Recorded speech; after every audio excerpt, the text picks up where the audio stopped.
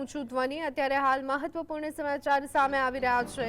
બલુચિસ્તાનમાં પાકિસ્તાની સેના પર હુમલો થયો હોવાના સમાચાર સામે આવી રહ્યા છે। બલુચિસ્તાનમાં પાકિસ્તાની સેના પર હુમલા બાદ પાકિસ્તાની સેના તરફથી ઓપરેશન શરૂ કરવામાં આવ્યું છે।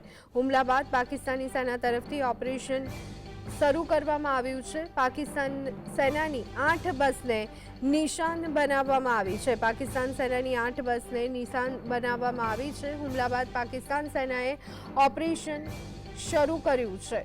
90 જેટલા પાકિસ્તાની સૈનિકોના મોતનો દાવો કરવામાં આવી રહ્યો છે। 8 બસોના કાફલા પર હુમલો થયો હતો। બલુચ લિબરેશન આર્મીએ રવિવારે પાકિસ્તાની સેના પર આત્મઘાતી હુમલો કરવાનો દાવો કર્યો છે। BLA અનુસાર તેમના માજિદ બ્રિગેડ અને ફતેહ બ્રિગેડે સેનાના કાફલા પર આત્મઘાતી હુમલો કર્યો। આમાં 90 પાકિસ્તાની સૈનિકો માર્યા ગયા છે।